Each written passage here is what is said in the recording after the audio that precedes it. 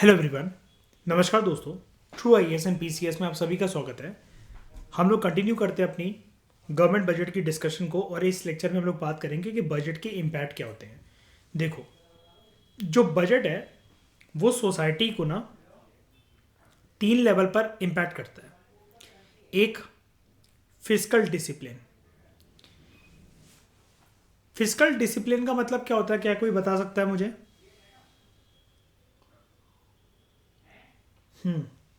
Physical is anything which is related to government. ठीक है, यानी कि सरकार जो है वो देश में इस प्रकार से खर्चे करेगी कि सरकार के खर्चे एक तो कम ना लगें, क्योंकि बहुत कम होंगे तो इकोनॉमिक ग्रोथ जनरेट नहीं हो पाएगी, और बहुत ज़्यादा होंगे तो हमने जैसा कि देखा था, ज़्यादा मनी अगर फ्लो करेगा तो हो सकता है कि उससे इन्फ्लेशन भी आ जाए, फिर वो सरदर्दी आरबीआई को भुगतनी पड़ेगी। तो फिजिकल डिसिप्लिन के साथ साथ मैंने आपको अभी थोड़ी क्लासेस पहले एक वर्ड और बताया था जिसको हम लोग कहते हैं फिजिकल प्रूडेंस। फिजिकल प्रूडेंस मतलब कितने बढ़िया तरीके से सरकार बजट के जो एलोकेटेड पैसे हैं उनको खर्च कर रही है, ताकि ऐसा ना हो कि किसी भी एक सेक्टर में या किसी भी एक जगह पर ज़्यादा पैसा एलोकेट हो जाए या कम पैसा एलोकेट हो जाए। ठीक है, जो अगर हम लोग टोटलिटी में बात करें, जो देश में जो फिजिकल डिसिप्लिन जो होना चाहिए वो कैसे, एक्सपेंडिचर को कंट्रोल करके, ठीक है, और लिमिटेड रिसोर्सेज से कितना रेवेन्यू आता है, कुल मिलाकर ये जो चीज़ होनी चाहिए, रेवेन्यू प्लस एक्सपेंडिचर, ये इस सिचुएशन के अंदर हमें दिखनी चाहिए that revenue should be more than expenditure. Vice versa नहीं होना चाहिए कि expenditure should be more than revenue. ये सरकार को ये जो सेकंड एस्पेक्ट है इसको कैसे ना कैसे करके अवॉइड करना चाहिए। ओके, दूसरा, बजट का एक मेजर मुख्य रूप जो इम्पैक्ट की फॉर्म में हमें देखने को मिलता है वो सोशल प्रायोरिटीज की फॉर्म में हमें देखने को मिलता है।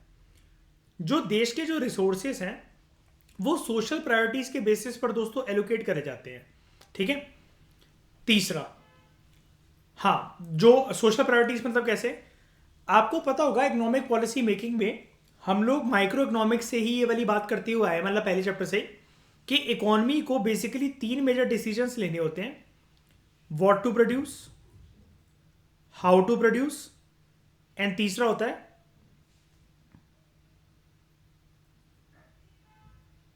फॉर हुम टू प्रोड्यूस। अब ये फॉर होम वाली जो बात होती है ना, यही होता है कि हमें सोसाइटी में किसको प्रायोरिटी पे रखना है। अब किसको, मतलब कोई एक पर्सन तो नहीं हो सकता, टारगेटेड पॉपुलेशन कौन होगी जिसके लिए वो गुड्स एंड सर्विसेज प्रोड्यूस करे जा रहे हैं। तीसरा, delivery of goods and services. देश में ऐसे इफेक्टिव और एफिशिएंट प्रोग्राम्स चलने चाहिए ताकि गुड्स एंड सर्विसेज की जो डिलीवरी हो वो इस प्रकार से हो, ठीक है, कि टारगेटेड पॉपुलेशन और सरकार के जो भी गोल थे उस पॉलिसी को लाने के लिए उसका इफेक्टिव इंप्लीमेंटेशन हो सके। यानी कि ऐसा ना हो कि जिस टारगेटेड पॉपुलेशन के लिए वो पॉलिसी लाई गई थी कि इस टारगेटेड पॉपुलेशन को इस पॉलिसी के लाभ मिलेंगे, वो पॉपुलेशन जो टारगेट थी मेन वो लाभ से वंचित रह गई, उनको वो बेनिफिट्स नहीं मिल पाए और किसी और को मिल गए वो बेनिफिट्स। ये नहीं होना चाहिए। ओके, ये तो एक छोटा छोटा सा एस्पेक्ट है इम्पैक्ट ऑफ द बजट। अब बात करते हैं कंपोनेंट्स की। ये सबसे इंपॉर्टेंट टॉपिक है इस पूरी डिस्कशन में। What are the major components या फिर स्ट्रक्चर ऑफ बजट। देखो, जो स्ट्रक्चर है ना गवर्नमेंट बजट का, ये इनडायरेक्टली रिलेटेड है बजट के कंपोनेंट से। तो यानी कि राइटर यहां पर आपको बताने की ये कोशिश कर रहा है कि कल को अगर आपको एक क्वेश्चन आ जाए दैट इज कि कंपोनेंट्स लिखो बजट के या बजट के स्ट्रक्चर लिखो, तो वो एक ही बात हो गई आपके लिए। ओके, उसमें आपको किसी भी प्रकार की कंफ्यूजन नहीं होनी चाहिए। ब्रॉडली जो गवर्नमेंट बजट होता है दोस्तों, उसके 2 मेजर पार्ट्स होते हैं। एक होता है रेवेन्यू बजट और दूसरा होता है कैपिटल बजट। और टोटल इनके दो सब पार्ट्स और होते हैं। इन टोटलिटी हमें 4 मेजर कंपोनेंट्स देखने को मिलते हैं बजट के।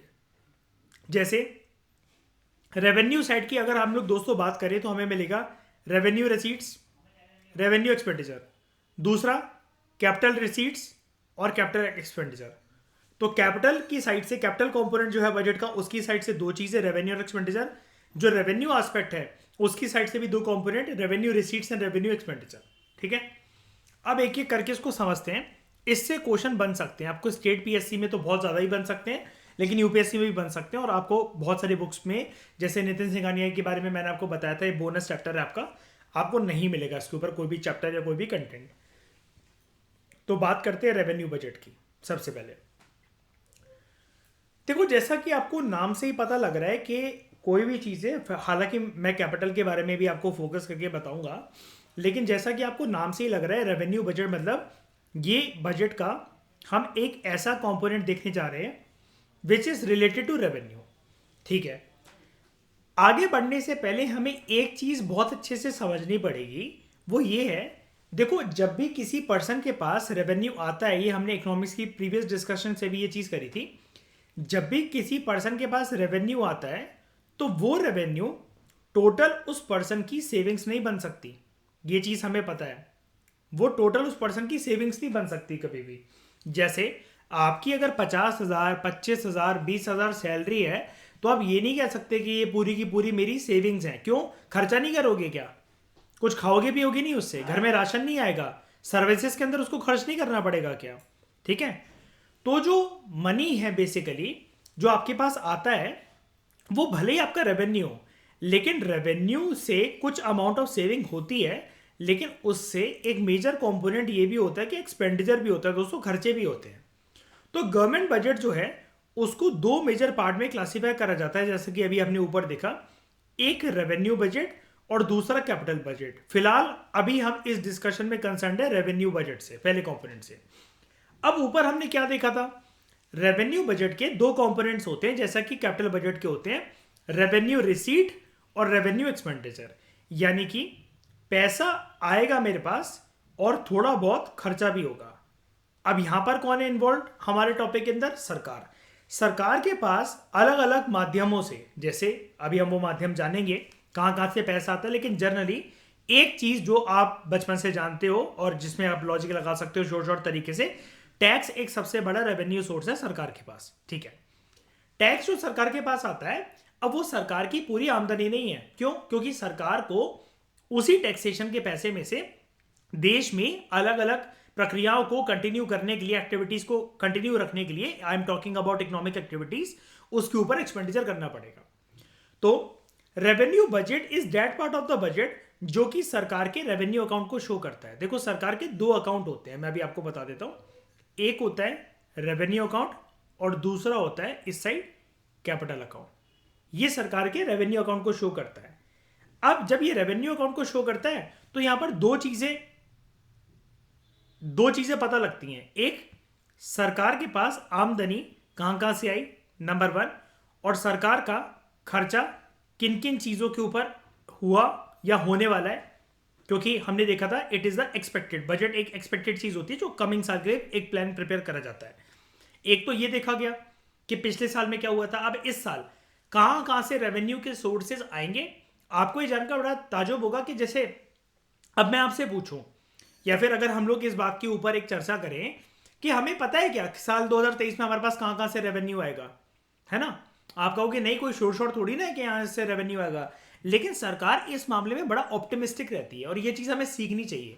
दैट रेवेन्यू जनरेटिंग सोर्सेज जो है, जैसे हम लोग आम भाषा में क्या डिस्कस करते हैं 1 to 1 जब हम क्लास में डिस्कस करते हैं, दैट एफर्मेशंस की ताकत को, मेडिटेशन की ताकत को, यूनिवर्स की एनर्जी की ताकत को इस प्रकार से हमें खींचना चाहिए कि हम अपने रास्ते बना सकें जीवन में, पैसों के, सुख के, आराम के, सक्सेस के, फेमस होने के, है ना? सरकार भी आने वाले साल के लिए अपने पैसे के रास्ते बनाने के लिए एक आउटलाइन प्रेजेंट करती है एक डॉक्यूमेंट पे, जिसको बजट कहते हैं, कि यहां से हमारे पास पैसा आएगा। Now this is very interesting thing. अब इंटरेस्टिंग क्यों है ये, समझो इस बात को। जब फाइनेंस मिनिस्टर, वित्त मंत्री, जब टीवी पर आकर ये बोलती हैं, वो मेल भी हो सकते हैं, फीमेल भी हो सकते हैं, करेंटली फीमेल है इसलिए मैं कह रहा हूं बोलती हैं, तो उनकी चर्चा प्रधानमंत्री और अपने मंत्रिमंडल के लोगों के साथ हो चुकी होती है। तो ये बोलना कि हम आने वाले साल में रेवेन्यू के सोर्सेस को कहां से फैलाएं, कहां से रेवेन्यू लेकर आएंगे, हमारे सोर्सेस क्या क्या होंगे, तो लोगों को फिर इससे एक बात समझ में आती है, अच्छा ये सेक्टर टारगेट है या ये एक्टिविटीज टारगेट है, और सरकार अपने रेवेन्यू को बढ़ाने के लिए या इतना टारगेटेड रेवेन्यू जनरेट करने के लिए इसको टारगेट रखेगी, ताकि ये चीज दूसरे सेक्टर्स भी मतलब प्रिपेयर हो सके और ये चीज जनता के सामने रिवील करी जाती है।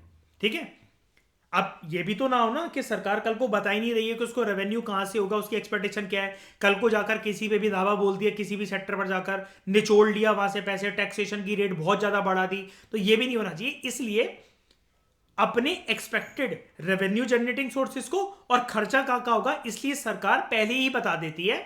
सरकार की तरफ से प्रेजेंट हुए जो पर्सन होते हैं, वित्त मंत्री, फाइनेंस मिनिस्टर, वो पहले ही बता देते हैं कि देखो हमारा प्लान ये है। ठीक है, अब जैसा कि मैं बार बार आपसे एक चीज पे एम्फेसाइज कर रहा हूं, इस रेवेन्यू कंपोनेंट जो है बजट का, इसके फर्दर दो कंपोनेंट्स हैं कि एक रेवेन्यू साइड से पैसा कहां का आएगा, दूसरा रेवेन्यू कंपोनेंट जो बजट का वहां पर पैसा कहां पर खर्च होगा। ठीक है, अभी हम उसको देखते हैं। In the current financial year, obviously बात है, हर एक साल बजट आता है, तो करंट फाइनेंशियल ईयर के हिसाब से ये चीज प्रिपेयर करी जाती है, प्लान करी जाती है। दूसरा होता है कैपिटल बजट। एक तो हो गया रेवेन्यू बजट, दूसरा होता है कैपिटल बजट। कैपिटल बजट वो पार्ट होता है बजट का जो कि कैपिटल अकाउंट को शो करता है। कैपिटल अकाउंट क्या था, दूसरी साइड वाला ये जो अकाउंट था, this was a capital account. Capital budget के अंदर सरकार के फर्दर अगेन दो कंपोनेंट्स होते हैं, एक कैपिटल रिसीट्स, पैसा कहां से आएगा, लाइक बोरोइंग, डिसइन्वेस्टमेंट, और capital expenditure like creation of assets, repayment of loans. In short, capital budget एक अकाउंट होता है कि सरकार के पास एसेट्स क्या क्या होंगे और सरकार की लायबिलिटीज क्या क्या है। अब ये सारे टर्म्स मैंने आपको एक बार दिखा दिए हैं, लेकिन इससे अभी हमारा काम बनेगा नहीं। यहां पर बहुत सारे टर्म्स हैं जो अब मुझे आपको समझाना बाकी है। सबसे पहले तो आगे बढ़ने से पहले कंपोनेंट वगैरह तो तब समझ में आएंगे। यार ये तो किसी ने पूछा ही नहीं, सरकार सर इसका मतलब क्या होता है, ये जो सरकार जो दो चीजें प्रेजेंट कर रही है, हमें दिख रहा है revenue receipts, revenue expenditure, revenue receipts, revenue expenditure, capital receipts और कैपिटल एक्सपेंडिचर। तो ये तो सर ये मतलब दो साइड्स मुझे रेवेन्यू की दिख रही है, ये रिसीट्स की दिख रही है, दो साइड्स एक्सपेंडिचर की, बिल्कुल ठीक है। लेकिन सर ये रिसीट का मतलब रिसीविंग, एक्सपेंडिचर मतलब खर्चा, ये तो समझ में आ गया, लेकिन ये फिर रेवेन्यू कंपोनेंट और कैपिटल कंपोनेंट क्या है, what do we mean by revenue and capital. देखो समझने की कोशिश करो, इजी सी चीज है। रेवेन्यू कंपोनेंट वो कंपोनेंट होता है जो जर्नली शॉर्ट ड्यूरेशन के लिए होता है, और कैपिटल कंपोनेंट वो कंपोनेंट होता है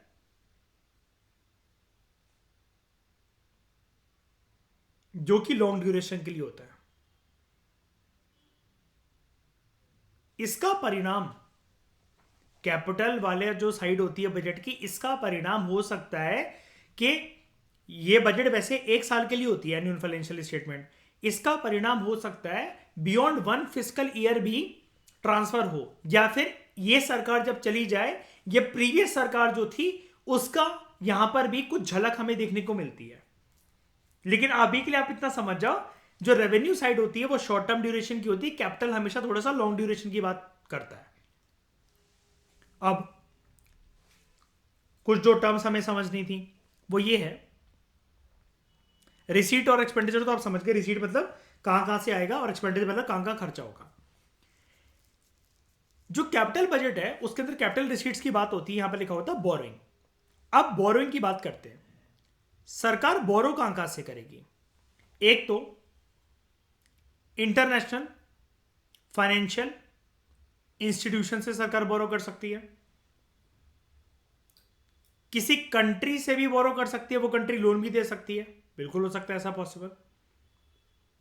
सरकार पब्लिक से भी बोरो कर सकती है और सरकार को पैसा आरबीआई भी देता है। फटाफट से मुझे गवर्नमेंट बैंकिंग से रिकॉल करके बताओ, जब आरबीआई से सरकार को लोन मिलता है तो सरकार को क्या गिरवी रखना पड़ता है? कौन से होते हैं वो कागज, क्या होते हैं? Government securities. ठीक है। दूसरा होता है तरीका डिस इन्वेस्टमेंट। Dish investment. अब ये डिस इन्वेस्टमेंट का मतलब क्या होता है? देखो मैं आपको बताता हूं। हमने जब मनी एंड बैंकिंग चैप्टर चल रहा था, या फिर इस चैप्टर में भी मैंने आपको एक बात बताई थी कि सरकार के पास जो सरकारी कंपनियां होती हैं उसको हम लोग एक नाम देते हैं दोस्तों। मैंने आपको बताया था पब्लिक सेक्टर यूनिट्स या फिर पब्लिक सेक्टर इंटरप्राइजेस कह लो आप उनको, एक ही बात है। मैं आपको वो वाली डिस्कशन बाद में पढ़ाऊंगा, जब हम इंडियन इकोनॉमी स्पेसिफिक चैप्टर जब पढ़ेंगे नितिन सिंघानिया से, कि इनको क्लासीफाई करा गया था एक पर्टिकुलर टाइम पर 1991 के जब एलपीजी रिफॉर्म्स आए थे, उससे पहले वाले टाइम पर इनकी क्लासिफिकेशन होती थी मिनी रत्ना, नवरत्न और महारत्न। ठीक है। तो मिनी रत्न, नवरत्न, महारत्न, ये कुछ मतलब महारत्न मतलब बहुत इंपॉर्टेंट वो पीएसयूज है। ठीक है। नवरत्न 9 प्रोमिनेंट पीएसयूज और मिनी रत्न छोटे छोटे पीएसयूज या पब्लिक सेक्टर एंटरप्राइजेस। अब क्या होता है, देखो सरकार पूरे देश की एक सरकार है, ठीक है, जो कि 5 साल के लिए देश को चलाने आई है। अब सरकार जो है अगर उसको पैसा चाहिए एक एडिशनली कुछ ना कुछ प्रोग्राम करने के लिए, चलाने के लिए, या कुछ भी एडिशनल एक्सवाइजेड चीज करने के लिए,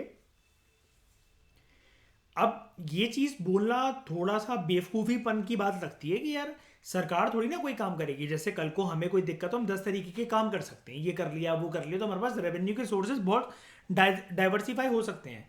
सरकार के पास हो जाते हैं डाइवर्सिफाई, बल्क में रेवेन्यू आता है, लेकिन पूरे देश को चलाना है, 200 करोड़ की आबादी को देखना है, कश्मीर से कन्याकुमारी, गुजरात से अरुणाचल, पानी वाले हिस्से को, आइलैंड वाले हिस्से को, लक्षद्वीप, अंडमान निकोबार आइलैंड, सब कुछ देखना है, बाहर की फॉरेन रिलेशंस भी मेंटेन करने हैं। अब इन सब के लिए सरकार ये सोचती है, जनरली एक आम बंदा क्या सोचता है, जब भगवान ना करे किसी पे कोई मुसीबत दिक्कत हो कभी, लेकिन जब किसी पे दिक्कत वगैरह मुसीबत आती है तो एक पर्सन ये सोचता है चल यार मेरे पास कुछ एसेट्स हैं, मैं इनको बेच देता हूं और इस समस्या से, जीवन की इस परिस्थिति से मैं बाहर निकल जाता हूं। अब एसेट जनरली पर्सन के दिमाग में क्या होता है? प्रॉपर्टी। कि मतलब बेस्ट चीज जो बचा सकती है मुझे वो है मेरी जमीन। ठीक है। अब सरकार के पास ये जो सरकारी कंपनियां होती हैं ये सरकार का एसेट होती है। हम लोग इनको सरकारी कंपनियां तब तक कहते हैं, जैसा कि मैंने आपको बताया था, जब तक सरकार की हिस्सेदारी इसमें 51% हो, और फिर चाहे 49% का कोई अन्य स्टेक होल्डर क्यों ना हो। मतलब होने को 100% वो सरकारी भी हो सकती है, होने को 60:40 का रेशियो हो सकता है, 70:30 का हो सकता है, लेकिन मैं 51-49 की इसलिए बात बता रहा हूं आपको कि मेजर हिस्सेदारी इसमें सरकार की ही होनी चाहिए, तब वो कहलाएगी सरकारी कंपनी। जब सरकार इसको कम कर दे या फिर इसको बेच दे, हालांकि इन दो टर्म्स में फर्क होता है, वो फर्क मैं अभी नहीं बोलने वाला, आने दो राइट समय, राइट चैप्टर्स उसका, तब हम डिस्कस करेंगे उसको इंडियन इकोनॉमी के कंटेक्स्ट से। और जो मैंने आपको 3 नाम लिए 3 कैटेगरीज के, मिनी रत्न, नवरत्न और महारत्न, ये जो पीएसयूज है। तो जैसे अभी आपको पता होगा एक एयर इंडिया की कंट्रोवर्सी चली थी अभी कुछ टाइम पहले, लास्ट ईयर भी, और ये चल रही है 2 साल से। क्या है एयर इंडिया का भी सिनेरियो, क्या है वो? एयर इंडिया पहले किसके पाले में थी, किसके पास थी? गवर्नमेंट के पास। ठीक है, गवर्नमेंट की थी। अब ये जो सरकारी कंपनियां होती हैं, सरकार इनको बेच क्यों देती है? सरकार को चाहिए होता है रेवेन्यू, राइट? सरकार को चाहिए होते हैं पैसे। पैसे किस लिए? कुछ भी अलग अलग पॉलिसी स्कीम्स वगैरह देश को चलाना है, उसके लिए सरकार को चाहिए पैसे। तो सरकार इनका मालिकाना हक जो खुद का होता है सरकार का, उसको या तो कम कर देती है, देखो ना, दो चीजें हैं। आप अपनी प्रॉपर्टी जो है वो गिरवी रख दो।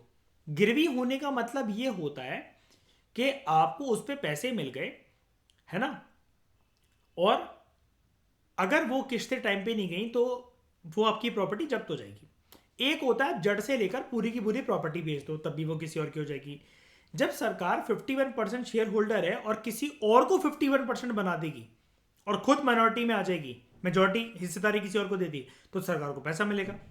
या पूरी की पूरी सरकार जो है उसने फिर अपना जितना भी हिस्सेदारी थी या पूरी की पूरी जो कंपनी थी वो पीएसयू बेच दी, तब भी सरकार के पास पैसा आ जाएगा। तो कुल मिलाकर डिस इन्वेस्टमेंट से सरकार जो है वो उस पीएसयू से होल्डिंग से बाहर निकल जाती है और उसको सरकार को पैसों की जरूरत होती है। इसका बस सिंपल सा मतलब ये होता है। उसके बाद जो कैपिटल एक्सपेंडिचर होता है, कैपिटल एक्सपेंडिचर का मतलब ये कि सरकार जो है वो कुछ ऐसा खर्चा करती है जो कि लगता है कि इनिशियली इतना ज्यादा खर्चा हो गया, लेकिन उससे पक्का देश में कोई ना कोई एक एसेट जरूर क्रिएट हो रहा होता है। एसेट क्रिएट हो रहा होता है, एसेट इन द सेंस कि मान लो कोई भी एक हाईवे का प्रोजेक्ट है, जैसे मतलब मान लो एक रियल चीज बताता हूं, कहीं से भी एक प्रोजेक्ट आया है कि आपने सुनी है कि अब तुम्हें पता है बिहार से भी मेट्रो निकलेगी और ये वाली मेट्रो कोई नॉर्मल नहीं है कि इमेजिन, मतलब एक बात बता रहा हूं बस मैं, कि वो ऐसी मेट्रो होने वाली है कि सरकार का प्रपोजल है 2037-2038 तक उसको हम लोग बिहार से होती है, यूपी से होती हुए दिल्ली तक कनेक्ट करेंगे। अब मुझे एक बात बताओ अर्पित, ये क्या 1 साल का, 5 साल का या 10 साल का प्रोजेक्ट होगा क्या इतनी इतना आराम से? नहीं ना। ये बड़ी बातें सुनने में लग गई। अब इसके लिए जो अभी पैसा खर्च होगा ठकुराइन, वो बल्क में अभी करना पड़ेगा सरकार को, राइट? और हम देखेंगे कि सरकार अपनी बेफालतू में तिजोरी खाली खाली करती चली जा रही है। लेकिन अर्पित, इसका मतलब ऐसे किसी प्रोजेक्ट की वजह से देश में एक एसिड क्रिएट नहीं हो रहा, बताना जरा, जिसमें जिन लोगों को रोजगार मिलेगा अर्पित, तो ये चीज है कि 15 साल 20 साल के लिए एक ऐसा प्रोजेक्ट हमारे देश में चलेगा जिससे लाखों करोड़ों लोगों को रोजगार मिलेगा अलग अलग स्टेट्स में अलग अलग कामों के लिए इस प्रोजेक्ट के आने से। मानते हो अर्पित? सिर्फ इस प्रोजेक्ट के आने से रोजगार काफी क्रिएट होगा।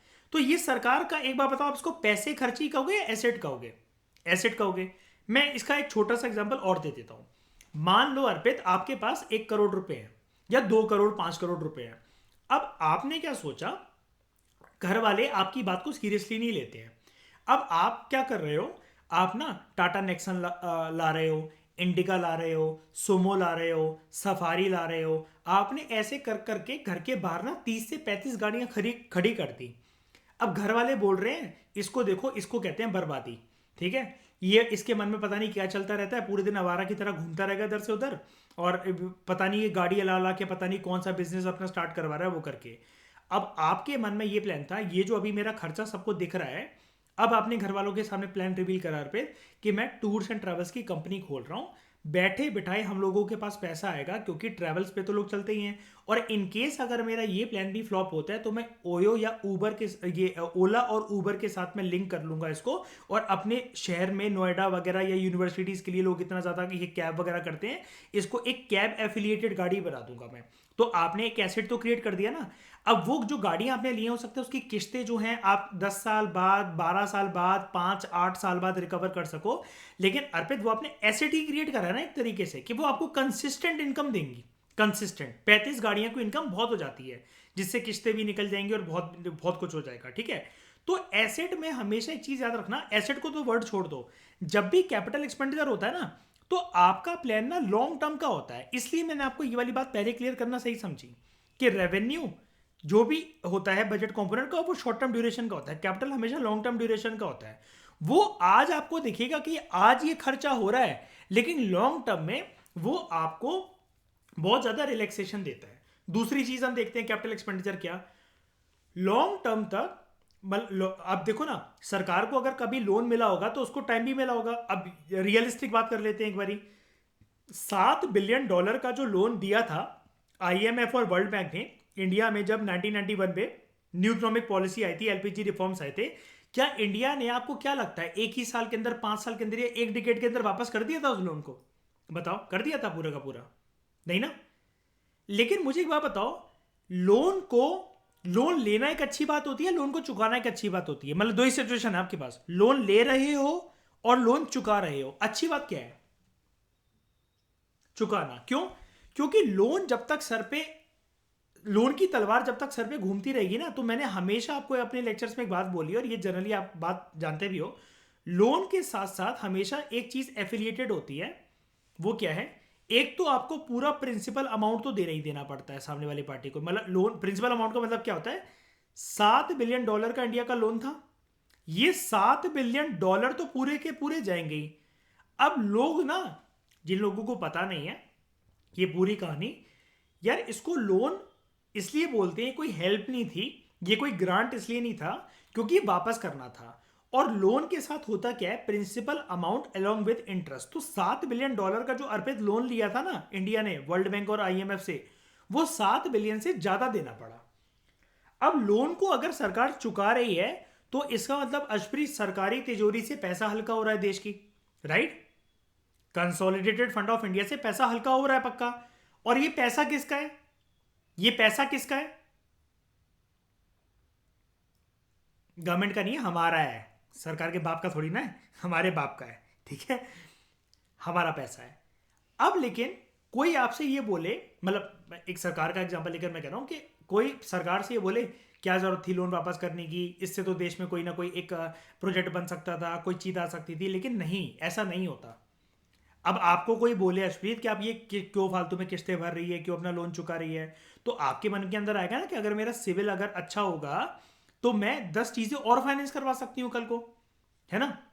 कौन सरदर्दी पाले, बैंक के बार बार फोन आते रहेंगे, है ना, लोन चुकता नहीं होगा तो मेरा ब्याज बढ़ता रहेगा, चीजें और जो जितने में मैंने चीज ली थी अभी लोन के साथ साथ जो मेरी हो चुकी थी अगर मैं चुका दूंगी, सिविल भी अच्छी रहेगी, और कैसे भी करके ये चीज तो मुझे उधारी उतारनी है। कौन झंझट पाले, 100 दिन में 100 फोन क्या कहते हैं आ रहा है, कोई सुना रहा है फोन पे कि आपने मैडम आपने लोन तो ले लिया उस टाइम पर, अब आपसे किस्तें नहीं भरी जा रही हैं।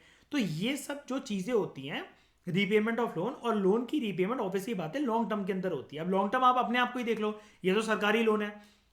आपको अगर आज के टाइम में कोई लैपटॉप लेकर आना है, वो लेकर आना है, 6 महीने से कम की तो किस्त बनवाते ही नहीं हो आप, है कि नहीं। किसी भी चीज की जो किस्त होती है वो 1 साल तक चलती है आपकी, 6 महीने से लेकर 1 साल तक, ये तो डिवाइसेस की बात कर रहा हूं। और अर्पित, जैसा कि मैंने आपके केस में जो गाड़ी वाला एग्जांपल दिया, उसकी तो और सालों तक चलेंगी। गाड़ी की किस्त तो 1-2 साल तक भी नहीं निपटती है, कई लोग तो और लंबी लंबी बनवा लेते हैं उसे, राइट। 2 साल, 2.5 साल, 3 साल, 6 साल करवाते कि नहीं करवाते, डिपेंडिंग होता वो गाड़ी मतलब आपकी गाड़ी क्या है ना, मॉडल क्या है, आपने कौन सी कंपनी के लिए है। अब अर्पित क्या हम ये बोल सकते हैं कि कोई लैम्बोर्गिनी या फरारी लेकर आ रहा है और वो 1 ही साल की किस्त बनवा लेगा। जनरली वो ये सोचेगा ना कि किस्तें बनवाने में मतलब दिक्कत नहीं है, लेकिन किस्तें बनवाने में क्या है कि जो चीज़ चल ठीक है यार 2.5 साल में थोड़ा सा ज़्यादा पैसा चला जाएगा, लेकिन जो महीने की किस्तें बनेंगी फरारी और लैम्बोर्गिनी जैसी गाड़ी की, वो तो घर का बजट हिलाकर रख देंगी, है कि नहीं है। मतलब 1 साल तक हाथ से कोड़ के बहुत ज़्यादा रहना पड़ेगा, और अगर पर्सन की फिर फिक्स सोर्स ऑफ इनकम ना हो तो और दिक्कत। तो कैपिटल बजट जो होता है वो इस प्रकार से होता है कि यहां पर जो रिसीट जो आती है ना सरकार को, रिसीट, ये बोरोइंग और डिसइन्वेस्टमेंट, ये सरकार के मुंह पे चांटा होती है। मतलब आप एक बात बताओ, आप मुझे अशप्रीत ये कह रहे हो कि मैंने ना, मेरे पास ना बहुत सारा पैसा आ गया, सर मुझे कुछ ना एक चीज बताओ कि मैं इन पैसों का क्या करूं। मैं बड़ा खुश यार, मैं कह अशप्रीत के पास यार इतना सारा पैसा आ गया वो करके।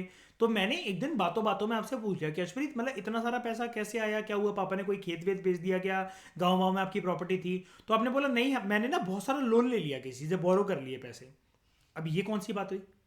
अब हर्षप्रीत आप अपने 1000 दोस्तों से 10-10 हज़ार भी मांगोगे तो आप कहो मैं तो करोड़पति लखपति हो गई, ये कौन सी बात है बोरो कर करके, ये तो कोई बात नहीं हुई। और फिर आप कल को ये भी कहो, मैंने आप में से किसी से पूछा क्या तुम्हारे पास तो बड़ा यार ये पैसा आ गया, आप यार तुम तो बड़े अच्छी अच्छी स्कीम्स मुझसे पूछ रहे, इतना पैसा आया कैसे, तुमने कहा हमारी जितनी प्रॉपर्टी, जितनी गाड़ियां, मेरे पास जितनी एक एक चीज थी ना मैंने सब बेच दी, बस जिस कपड़ों में आप मुझे देख रहे हो बस यही पड़े हुए मेरे पास, और ये ढेर सारा पैसा पड़ा हुआ है। ये तो मूर्खता है। इससे क्या क्रिएट हो गया, आपका तो चला ही गया सब कुछ। अरबे समझ रहे हो इस चीज को, हाथ में पैसे आ गए बस वन टाइम के लिए ये लेकिन ये सब कुछ भी चला गया इससे। लेकिन अब यहां पर जो कैपिटल एक्सपेंडिचर है, आपको सुनकर लग रहा होगा तो सर इसको रिसीट क्यों बोलते हैं। रिसीट इसलिए बोलते हैं पैसा आ गया है हाथ में, लेकिन और रिसीट यहां पर कैपिटल, जब भी कैपिटल कंपोनेंट होगा बजट का, यहां पर जो रिसीट का मतलब होगा, रिसीट का मतलब वैसे हम लोग हमेशा पॉजिटिव वे में लेते हैं, लेकिन ये नेगेटिव है। बोरिंग एक नेगेटिव कंपोनेंट है कि बताओ कि अब रीपेमेंट ऑफ लोन से एक नेगेटिव कंपोनेंट है, बताओ नेगेटिव चीज क्या होती है। नेगेटिव चीज क्या होती है, बोरोइंग। लाइफ में कभी भी बोरो नहीं करना चाहिए, लाइफ में कभी भी बोरो नहीं करना चाहिए। और ये भी नहीं होना चाहिए कि प्रॉपर्टी बिक गई, यहां पर मैं सरकार के टोन में बोलूं तो डिसइन्वेस्टमेंट, हाथ से चली गई। कैपिटल एक्सपेंडिचर जो है ना, यहां पर खर्चा भले ही हो रहा है लेकिन ये एक पॉजिटिव चीज है, क्योंकि वो इनिशियली दिख रहा है। जैसे अर्पित का मैंने एग्जांपल लिया, घर वाले बोल रहे हैं पागल है, आवारा है, पैसे क्या गए, देखियो गाड़ी पे गाड़ी खरीदे चला जा रहा है। वो दिमाग लगा रहा है कि इस पैसे से मैं मल्टीप्लाई कैसे कर सकता हूं। तो उसने क्या करा, उस पैसे को पहले तो बल्क में खर्च कर दिया, गाड़ियां खरीद खरीद के घर के बाहर लगा दी उसने। अब वो टूर्स एंड ट्रेवल्स की क्या कहते हैं कंपनी खोलेगा, और लोगों को जहाँ रोहतांग जाना होता है, मनाली जाना होता है, किसी को हनीमून है, किसी का कुछ भी है, और अगर वो भी नहीं हुआ तो उसके पास एक बैकअप प्लान है कि मैं ओला या फिर उबर के साथ टाई अप कर लूंगा और ड्राइवर रखवा दूंगा और बैठे बिठाए पैसे खाऊंगा। तो ये है एक एसेट जो कि एक्सपेंडिचर उसने करा है और लंबे समय के लिए करा है। क्यों भाई, 35 गाड़ी उसने खरीदी है तो उसकी तो एक डिकेड तक कम से कम किस्तों का बर्डन उसके हाफ डिकेड या एक डिकेड तक, 5 से 10 साल तक नहीं उतरना। लेकिन उसको पता है कि अभी फिक्स सोर्स ऑफ इनकम भी लाकर मुझे देगा, ये अभी मैंने खर्चा कर दिया लेकिन ये खर्चा अभी दिख रहा है, जब ये उतरेगा तब ये पूरा मेरा। आपको एजुकेशन दिलवाने के लिए फॉरेन कंट्री से माँ बाप हाउसिंग लोन क्यों ले लेते हैं? क्योंकि उनको पता होता है कि जब बच्चे की जो नौकरी लगेगी एप्पल में, गूगल में, माइक्रोसॉफ्ट में, तभी एक ही बार में रिकवर हो जाएंगे जो उनका पैकेज लगेगा। हमारा कब तब तक जो है हाउसिंग लोन भी उतर जाएगा, कर्जा भी उतर जाएगा पूरा का पूरा, घर भी फ्री हो जाएगा और बच्चा सेटल भी हो जाएगा। हालांकि वो भी मूर्खता होती है हिंदुस्तान के पेरेंट्स की, ऐसा नहीं होता, वो पता लग जाएगा अभी एक डिकेड के अंदर, हमेशा ऐसा नहीं होता। ठीक है, अब वो आप सोच रहे हो ना कि माइक्रोसॉफ्ट में नौकरी लग जाएगी, वो उधर उधर गुलछर्रे उड़ा रही हो आपकी लड़की आपका लड़का, तो तब क्या होगा फिर? पता चला वह माइक्रोसॉफ्ट में लग तो गए, हम संडास साफ कर रहे हैं बैठ के। रीपेमेंट ऑफ लोन्स, लोन जब लिया था बोरोइंग, यार ये तो रिसीट लग रही थी, कैपिटल रिसीट। क्यों? अब इसको कैपिटल क्यों बोलते हैं? आप कहोगे सर आप तो बोल रहे थे कैपिटल वर्ड का मतलब लंबे समय तक। जी हाँ, बोरोइंग ये लंबे समय के लिए ही है, तभी तो बल्क में इतना पैसा मिल गया। और ये जो कैपिटल रेवेन्यू शब्द होते हैं ये रोजमर्रा के जीवन में इंसानी लाइफ में यूज नहीं होते, ये सरकार के लिए यूज होते हैं। अब यहां पर अगर आप सरकार की नजरों से अगर इसको देखो ना, इन टर्म्स को समझना जरूरी है। यही छोटे छोटे दिक्कत मतलब यही छोटे छोटे कंसेप्ट होते हैं जिसके डिक्शनरी मीनिंग के बेसिस पर, छोटे छोटे कंसेप्ट के मीनिंग के बेसिस पर यूपीएससी क्वेश्चन पूछते, क्योंकि वो जानता है लोगों ने सब चार्ट डाला होगा उसे, लेकिन उनको ये नहीं पता होगा कि रेवेन्यू और कैपिटल का मतलब क्या है। यहां पर ये कैपिटल एक्सपेंडिचर शब्द में एक्सपेंडिचर होने के बाद भी एक पॉजिटिव कोनोटेशन है, कैपिटल रिसीट शब्द में रिसीट होने के बाद भी एक नेगेटिव कोनोटेशन है। क्यों? लंबे समय के लिए पैसा आ गया हाथ में, बोरोइंग कर ली, डिसइन्वेस्टमेंट कर ली, लेकिन क्या होगा? आप कल को अपने पापा से बोलो सारी प्रॉपर्टियां बेच मारो, सारी प्रॉपर्टियां, वो पैसा तो आ जाएगा, लेकिन आप समझ रहे हो जैसे जैसे वक्त आगे बीतेगा, वक्त आगे बीतेगा, साल आगे बीतेंगे, वो जो प्रॉपर्टी बेचकर तुमने हर चीज बेच डाली करके, हर चीज तुम्हारे पास नोटों की गड्डियां लगी हुई हैं 10 करोड़ रुपए, लेकिन अब वो कम होते रहेंगे, कम होते रहेंगे, कम होते रहेंगे। तुम और तो कुछ कर ही नहीं रहे, उससे सब कुछ तो बेच मारा तुमने, अब वो कम होते रहेंगे। और कैपिटल एक्सपेंडिचर ये एक पॉजिटिव कॉनोटेशन क्यों है? क्योंकि जो खर्चा पर्सन यहां पर कर रहा है, यहां मतलब पर्सन यहां पर सरकार, मतलब सरकार जो यहां पर खर्चा कर रही है वो लग रहा है कि खर्चा, लेकिन लेकिन फ्यूचर में ये जो खर्चा है ना, इट इज जस्ट लाइक कि गाड़ी का इंजन ठीक करवाना जरूरी था, रास्ते में बार बार रुकती थी, एक बार आपने इंजन चेंज करवाया और लग गए आपके 1,00,000-1,50,000 रुपए, लेकिन इतनी महंगी जो गाड़ी थी उस पर आपने 1,00,000-1,50,000 का इंजन का काम भी करवा लिया, पूरा इंजन रिप्लेस करवा लिया, कोई बात नहीं, लेकिन इसकी वजह से फिर जब जो गाड़ी चलेगी आपकी, अगर आप उसको चलवा रहे हो टूर्स एंड ट्रेवल्स पर या किसी भी चीज पर, तो वो पैसे की रिकवरी हो जाएगी। क्योंकि 10 बार ऐसे सवारी आपके हाथ से चली गई जब रास्ते में आपकी गाड़ी रुक जाती थी। रीपेमेंट ऑफ लोन, लोन को उतारना एक अच्छी बात है, क्योंकि principal amount along with interest, जो ब्याज है, ब्याज का बढ़ना एक अच्छी चीज नहीं होती है, क्योंकि वो तलवार सर पे लटकी रहेगी। रीपेमेंट ऑफ लोन से फायदा क्या होता है कि जब ये एक्सपेंडिचर जो है वो दिख रहा है, लेकिन इससे एक पॉजिटिव कोनोटेशन भी एक पॉजिटिव इमेज भी बनती है कंट्री की। लोन को रीपे अगर टाइम पे करोगे, दोबारा लोन ले लो। एक बंदा अपनी सिविल कैसे अच्छी करता है, एक सिंगल आदमी, वो कोई फोन लेता है, टाइम पे सारी किस्तें भरे, सारी ईएमआई वगैरह टाइम पर भर रहा है, वो फिर से ले ले। और जब ऐसा वो 3-4 बार करे कि उसने जब भी किस्तें बनवाई हैं टाइम पे भरी है सारी पेमेंट, उसकी सिविल स्कोर अच्छा हो गया, अब वो कोई एक महंगी चीज भी फाइनेंस करवा सकता है। सिमिलर सी ऐसी चीज सरकार है। अब वो फोन ही ना उठाए बैंक वालों के, और आईफोन यूज कर रहा है, लैपटॉप यूज कर रहा है, फ्रिज यूज कर रहा है, बाइक यूज कर रहा है, तो वो चीज सिविल भी खराब होगी। कल को जरूरत होगी तो कोई बैंक लोन नहीं देने वाला, और 100 तरह की झंझटें।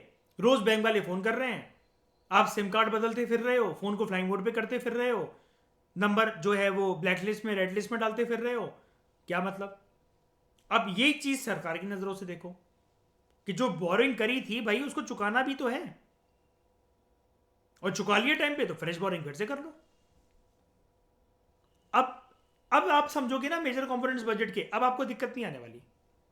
एक है रेवेन्यू रिसीट्स। ये वो रिसीट्स होती हैं जो सरकार के ऊपर ना तो बर्डन क्रिएट करती हैं, ना ही सरकार के एसेट्स में इससे रिडक्शन आती है। लायबिलिटी मतलब किसी भी प्रकार का बर्डन क्रिएट नहीं करती है, ना ही इससे सरकार के किसी एसेट्स, कोई किसी भी प्रकार के एसेट जो होते हैं वो कम होते हैं। रेवेन्यू रिसीट्स मतलब क्या? कहां से आएगा पैसा? यहां पर एक फॉर्म बता दो, सिर्फ एक फॉर्म।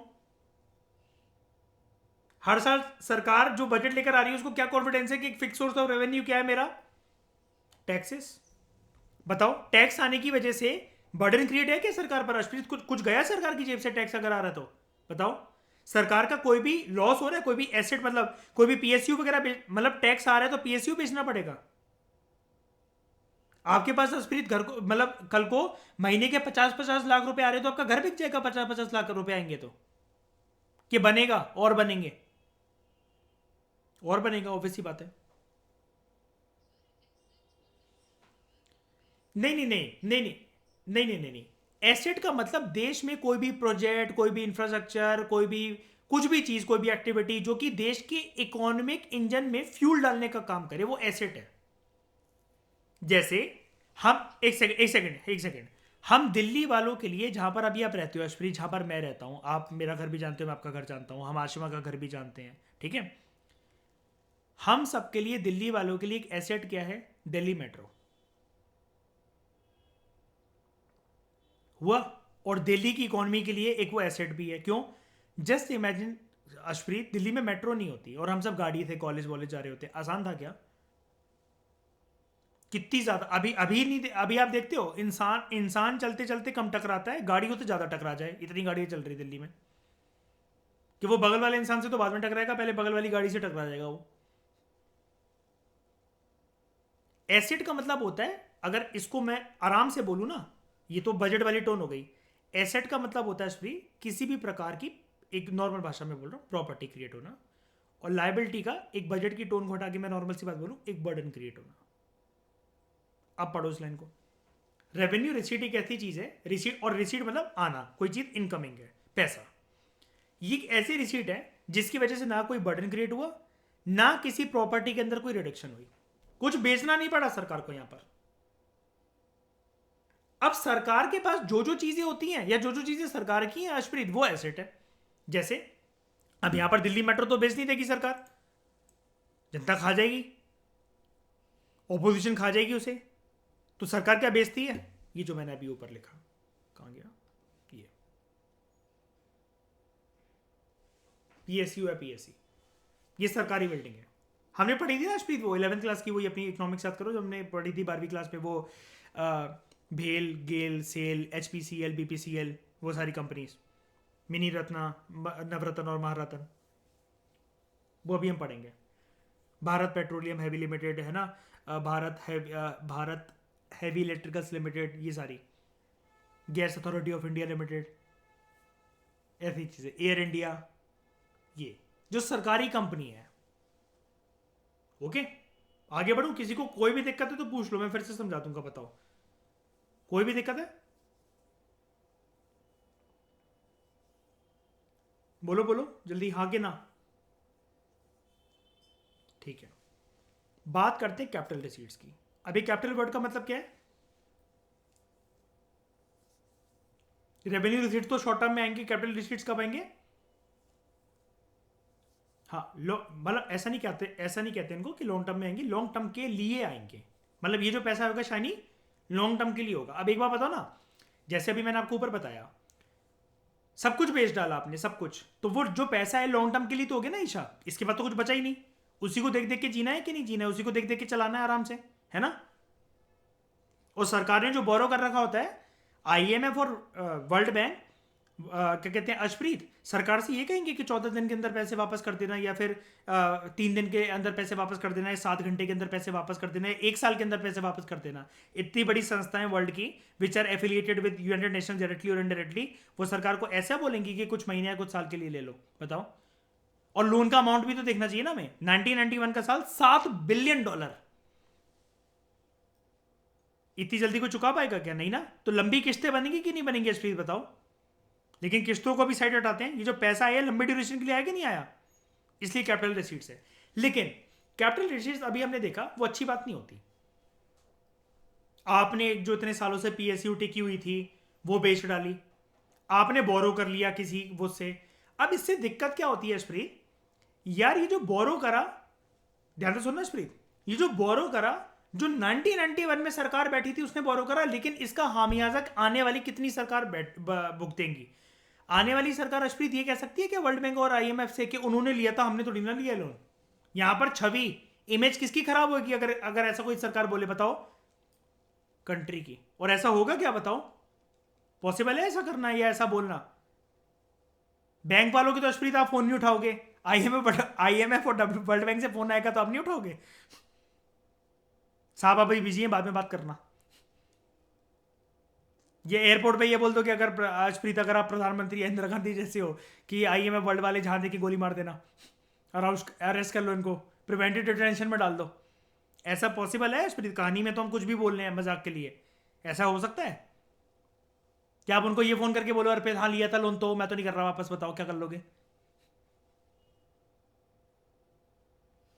बैंक वालों से तो अर्पित आप बोल सकते हो, आईएमएफ वर्ल्ड बैंक से बोल दो कैसा? ये चीज है capital receipt. These are the receipts which, सुनना ऊपर क्या था, which neither creates liability not lead to reduction of assets.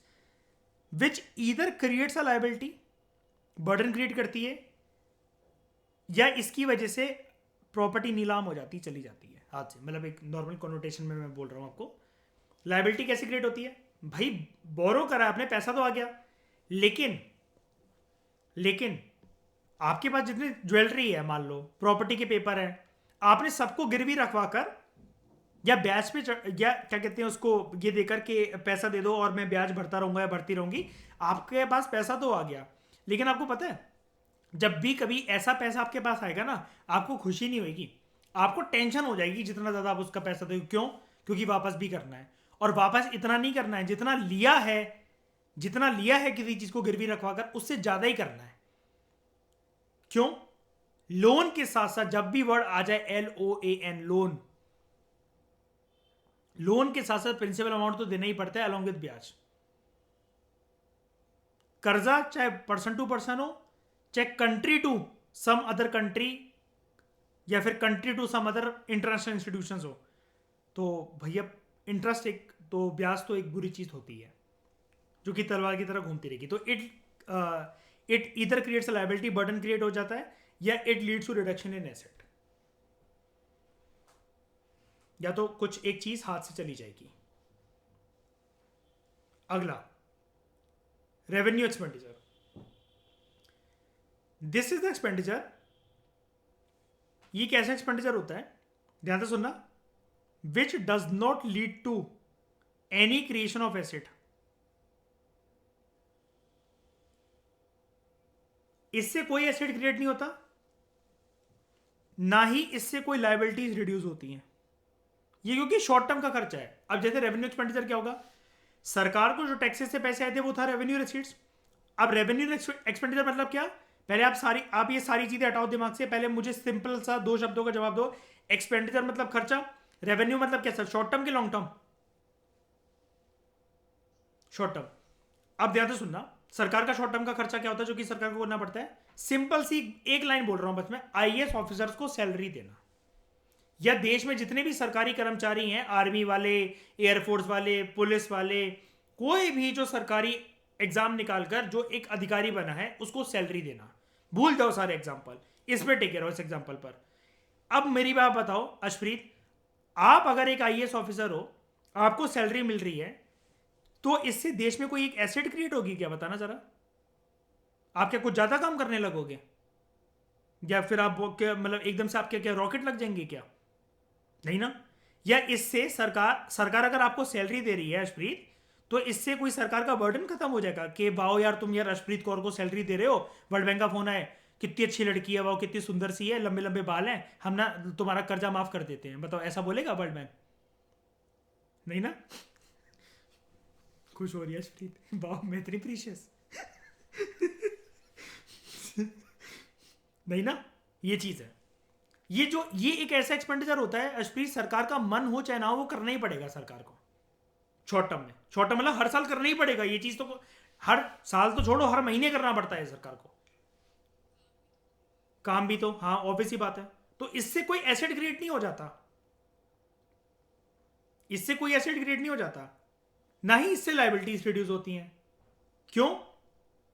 IAS officers को या किसी भी सरकारी कर्मचारी को सिर्फ सैलरी, तो एक एग्जांपल में दे रहा हूं, सैलरी देकर एहसान नहीं कर रही है सरकार। दूसरा एग्जांपल पकड़ लेते हैं, policies like MNREGA, mid day meal scheme, खर्चा करना इन सब में, ration card, fair price shops, MSP minimum support price, ये सारी चीजों में सरकार का देखो खर्चा तो होता ही है पक्का। गुड हाउस मेंटेन करने हैं, जो है क्या कहते हैं, अनाज पहुंचाना है, अलग अलग स्कीमों में पैसा पहुंचाना है। कोई कोई है जिसमें पूरा बर्डन सेंट्रल गवर्नमेंट को ही उठाना है, सेंट्रल सेक्टर स्कीम। कुछ कुछ है सेंट्रली स्पॉन्सर्ड स्कीम, जिसमें राज्य की सरकार के साथ मिलकर स्कीम्स में योगदान करना है। 60:40 पे पैसा देंगे, ठीक है, 70:30 पे पैसा देंगे, 90:10 रेशियो पे पैसा देंगे फॉर हिली स्टेट्स। इन सब से सरकार बच सकती है क्या? प्लीज बताओ ठकुराइन, बताओ बच सकती है सरकार? कल को ये कह सकती है यार बहुत हो गया, कर तो दिया हमने तुम्हारे लिए इतना यार, अब नहीं हो पाएगा यार? ये कहने से सरकार का होगा क्या अशप्रीत बताओ? ये तो कह के निकल जाएगी सरकार, उसके बाद क्या जनता क्या करेगी आने वाले इलेक्शंस के अंदर? चुनेगी कभी इनको? नहीं। और ये सरकार क्या करी, इन स्कीम्स को चला रही तो क्या एहसान कर रही है जनता के ऊपर? बताओ। ये तो खर्चा करना ही था, वरना सरकार किसके लिए है? तो इट नीदर लीड्स टू, मतलब it does not lead to creation of any asset, neither it leads to reduction in liabilities. इससे ना कोई बर्डन कम होने वाला है, ना कोई चीज सोने पे सुहागा होने वाली है। कैपिटल एक्सपेंडिचर, बताओ कैसा एक्सपेंडिचर है, शॉर्ट टर्म के लॉन्ग टर्म के लिए? हाँ। अब लॉन्ग टर्म के लिए जब भी कोई एक एक्सपेंडिचर होता है ना, तो वो चीज जैसा कि मैंने आपको बताया, फिर से रिपीट कर रहा हूं मैं, लगता है कि यार इतना खर्चा हो रहा है, ऐसा हो रहा है, वैसा हो रहा है, कोई टेंशन वाली बात नहीं होती। क्यों? ये खर्चा अभी लग रहा है, लेकिन बाद में आपको पैसा बना कर देगा। मान लो आपको पता है कि महंगाई के हिसाब से भाई चीजें बढ़ती है, कंपनियों के प्रोडक्ट महंगे होते हैं, बाजार में चीजें बढ़ेगी। अर्पित, क्या हम ये बोल सकते हैं गारंटी के साथ, पार्ले जी ने अभी तक अपना रेट मेंटेन करके रखा हुआ है, लेकिन 2050, 60, 2070 तक भी 10 रुपए का ही मिलेगा क्या? वो गारंटी के साथ बोल सकते हैं वाली बात हम? नहीं ना। अब मान लो आपके पास बल्क में कहीं से पैसा है आप सबके पास, और आपने उसको शेयर मार्केट के अंदर लगा दिया, किसी एक स्टॉक में आपने उसके हजार हजार हजार हजार ऐसे कर करके अपना एक पोर्टफोलियो बना लिया। अब आपके घर वाले या आप खुद को ये देख रहे हो कि यार इतना बल्क में पैसा मैंने यहां लगा दिया, वो हो सकता है 3 महीने के लिए आपका पोर्टफोलियो नेगेटिव दिखाए, 1 साल के लिए नेगेटिव दिखाए, 3 साल के लिए नेगेटिव दिखाए, लेकिन आपका क्या है कि अभी ये जो पैसा मैंने इस पर लगाया है, आने वाले टाइम में जब ये महंगाई बढ़ेगी तो उसके साथ साथ कंपनियों की चीजें बढ़ेंगी, महंगी होंगी। कंपनियों की जब चीजें महंगी होंगी तो उनका शेयर प्राइसेस भी बढ़ेगा, और आने वाले टाइम में जब हर चीज महंगी होती है तो ये चीजें भी तो महंगी होंगी। इसलिए आप कभी कभार देखोगे कि अब वो लोग भूल भी जाते हैं कि किसी किसी ने, बुजुर्ग ने, आपके नानी और नाना जी, दादाजी और दादी की उम्र के लोगों ने कभी कभार किसी ऐसे शेयर बाजार में पैसा लगाया, तो आज उनको भी नहीं पता कि उनके, हालांकि अब वो भूल गए हैं क्या करा था उन्होंने, क्या नहीं करा था, लेकिन आज वो अपनी कीमत अगर कैलकुलेट करें तो किसी किसी के पैसे 26,000 करोड़ हो चुके हैं, 5,000 करोड़ हो चुके हैं, 500 करोड़ हो चुके हैं, 50 करोड़ हो चुके हैं। ये हुआ एक कैपिटल एक्सपेंडिचर का एग्जांपल कि आप शेयर मार्केट में पैसा लगा के भूल गए।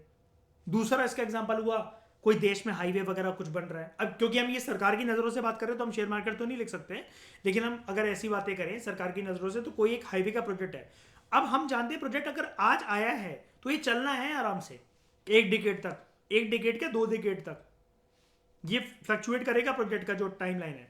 अगर सरकार कोई भी, एक बात बताओ मुझे ज़रा मिसबा, सरकार अगर कुछ भी ये कहती है कि हम अगर कोई प्रोजेक्ट लेकर आ रहे हैं वो हम 10 साल के लिए लेकर आ रहे हैं, एग्जैक्ट 10 साल में इंडिया में आपको लगता है कि बिल्कुल प्रोक्रेस्टिनेशन नहीं होती, बिल्कुल 1 डिकेड के अंदर वो वाइंड अप हो जाएगा? बताओ, सरकार की ऐसी बातों पे यकीन हो जाता है हमें? नहीं ना, डबल ही टाइम मान लो हर चीज का। तो कैपिटल एक्सपेंडिचर ये होता है। तो it is expenditure which leads to creation of assets. चीजें बनेंगी, आपकी प्रॉपर्टी दुगनी से चौगनी होगी, चौगनी से 8 गुना होगी, वो होगी, और it leads to reduction in your liabilities also, like repayment of loans. ये खर्चा दोनों में दिखेगा आपको कि अभी खर्चा हो रहा है, हाईवे बन रहा है, ये बन रहा है, वो बन रहा है। जैसे मतलब मान लो कोई एक जगह है, सरकार उसकी मरम्मत करवाने के लिए एक बजट में एक एलोकेशन लेकर आती है कि हम इसके ऊपर ना 1 लाख करोड़ रुपए खर्च करेंगे। अब आप कहोगे 1 लाख करोड़ देखना है, इसकी जगह के लिए खर्च कर दिए, वो कर दिए। भाई सरकार आज खर्च कर रही है, क्या पता उसको इंटरनेशनल टूरिज्म इंपॉर्टेंस की जगह बनाना चाह रही हो कि पूरी दुनिया है यहां पर उसको देखने। जैसे मतलब मान लो छतरपुर के अंदर जो मंदिर मैंने आपको बताया का, हाँ बिल्कुल, बहुत सारी ऐसी चीज हो सकती है, कुछ भी। अब एक बार बताओ जरा, जैसे हड़प्पा की खंडर पड़े हुए हैं, ध्यान से सुनना, हड़प्पा के जैसे खंडर पड़े हुए हैं, अब ताजमहल के कल को ऐसे खंडर पड़े रहने लग जाएं, लाल किले के, कुतुब मीनार के, क्या टूरिज्म से पैसा आएगा? फॉरेनर्स ऐसे देखने आएंगे।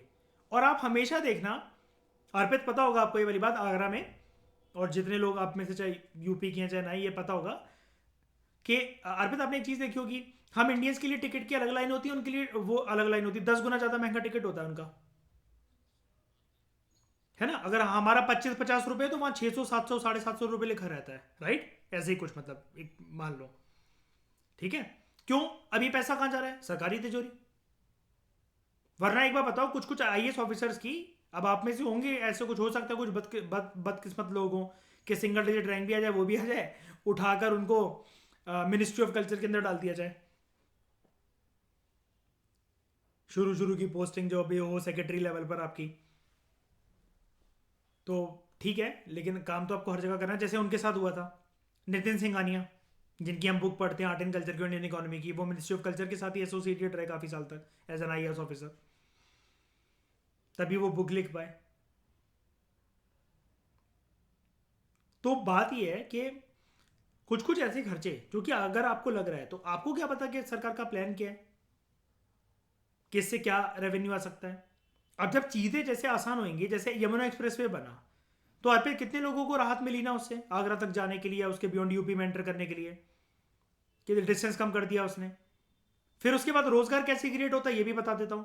जो सरकार ने एसेट, जैसे यमुना एक्सप्रेसवे बनाने में, मान लो एक एग्जांपल दे रहा हूं मैं सिंपल सा, मान लो सरकार ने 1,000 करोड़ रुपए लगाए यमुना एक्सप्रेसवे बनाने में, ठीक है।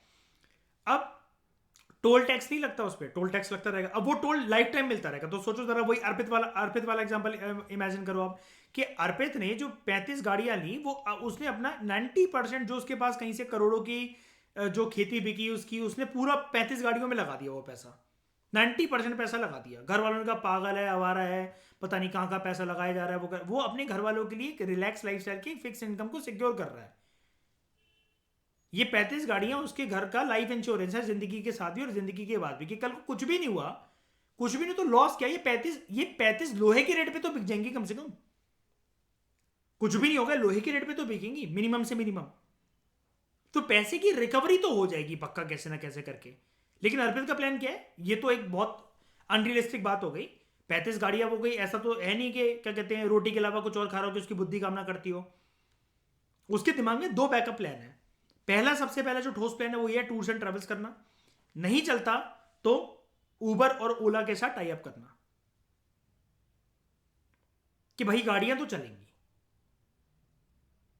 और मान लो वो एक और अच्छी चीज करते, फ्यूचरिस्टिक प्लान को देखते हो कि 35 गाड़ी वो इलेक्ट्रिक खरीद ले, कि कल को अगर बैन लग गया या कुछ हो गया, या डीजल और पेट्रोल में ये होता है कि 10-10 साल के लिए वो गाड़ियां रहती है, उसने झंझट ही खत्म कर दी, उसने इलेक्ट्रिक करवा दी सारी गाड़ियां जो मैनेज करवाई हैं। तो ये चीज है, उसके मन में ये प्लान है कि भाई एक टाइम के बाद किस्तें उतर जाएंगी, जैसे सरकार का यून एक्सप्रेस वे में प्लान है कि टोल टैक्स से पहले तो वो पैसा आएगा जो हमने लगाया है। अब इसके बाद जो टोल की शुरुआत होगी तो कितने लोगों को रोजगार मिला होगा जब वो बना होगा प्रोजेक्ट। और वहां पर पूरे यमुना एक्सप्रेस वे पर, if I am not wrong, 3 canteens जिसपे अब लोग रुककर खाते हैं, तो उस पर भी रेवेन्यू जनरेट होता रहता है। और चीजें वहां पर महंगी हैं, तो आपको पता होगा है ना, जनरली चिप्स का पैकेट और जो नॉर्मल चीजें वो महंगी हैं थोड़ी सी जनरल रेट से। ये चीज है। तो आई थिंक अब आपको ये कंपोनेंट्स तो समझ में आ गए। मुझे कंपोनेंट्स के ऊपर बहुत एम्फेसाइज करना था बिकॉज क्वेश्चन आते हैं इनमें से। अगर आपको एक स्टेटमेंट या सिनेरियो देकर अगर एग्जामिनर सिर्फ ये भी पूछ देना, काफी लोग नहीं कर पाते, शुरू में मैं भी नहीं कर पाता था। तो जो दिक्कतें मैं फील करता हूं, मैं उसके ऊपर लगाता हूं भाई एक घंटा। मैं टेस्ट सीरीज करता था, वो एक सिचुएशन देते थे जैसे विजन आईएएस वगैरह या इनसाइट्स वगैरह, और वो बोलते थे ये किसका पार्ट है, revenue receipts, revenue expenditure, capital receipts, capital expenditure, totally blank, मुझे कुछ समझ में ही नहीं आता था। मैं कहूंगा ये सारे वर्ड्स तो सिमिलर से लग रहे हैं, मेरा दिमाग तो ये बोलता था इसमें से ये मुझे क्या पता है इसमें से क्या ठीक होगा, क्योंकि कंसेप्ट नहीं पढ़े हुए थे। तो फिर दिमाग क्या करता, अक्कड़ बक्कड़ बम्बे बो जाए माता दी वाला ठीक। माता रानी कितना बचा लेंगी, उनको और भी तो काम है। ठीक है, कोई डाउट किसी को? किसी को कोई डाउट यहां तक? और अभी ये खत्म नहीं हुआ है, अभी हम और पढ़ेंगे इसके बारे में। मतलब अभी तो ये सिर्फ नाम मैंने आपको बता दिया, अब हम पूरा पूरा इसको देखेंगे टेबल वाइज। कि सबसे पहले हम देखेंगे बजट रिसीट्स, फिर बजट एक्सपेंडिचर्स को देखेंगे, और उसके अंदर हम पूरा का पूरा डिस्कस करेंगे एक एक कंपोनेंट, एक एक लेक्चर बनाएंगे इसके ऊपर। Revenue receipts, capital receipts, revenue expenditure, capital expenditure, पूरा का पूरा देखेंगे कि कंपोनेंट्स क्या होता है। अभी तो जैसे मैंने आपको बोल दिया कि यहाँ से पैसा आएगा, यहाँ से खर्चा आएगा, ये शॉर्ट टर्म का पैसा, ये शॉर्ट टर्म का खर्चीला वाला पैसा, ये होते क्या क्या, मतलब टोटल सोर्सेज क्या, भाई मुझे पता तो होना चाहिए कि सरकार के पास पैसा कहाँ कहाँ से आ रहा है। इसको हम नेक्स्ट लेक्चर में देखेंगे। 4 लेक्चर्स बनाएंगे अलग अलग, रिसीट वाला और एक्सपेंडिचर वाला रेवेन्यू साइड, रिसीट वाला और एक्सपेंडिचर वाला कैपिटल साइड। ये चैप्टर इतना ही है, और थोड़ा सा फिर बजट की बस ऊपर नीचे फिर बातें होंगी कि बजट जो होता है वो अच्छे से एलोकेट होना चाहिए, सरकार को फिजिकल प्रूडेंस का पालन करना चाहिए। हालांकि फिजिकल प्रूडेंस आपको कहीं वर्ड मिलेगा नहीं, लेकिन 2017 के इकोनॉमिक सर्वे से मैं आपको अक्सर ये बताता रहता हूँ अलग अलग लेक्चर्स के अंदर। शायद आपको याद होगा ना, मैंने पहले भी इसके बारे में जिक्र करा है ना। तो इस डिस्कशन में 200 वाला इतना ही। Thank you very much for discussion.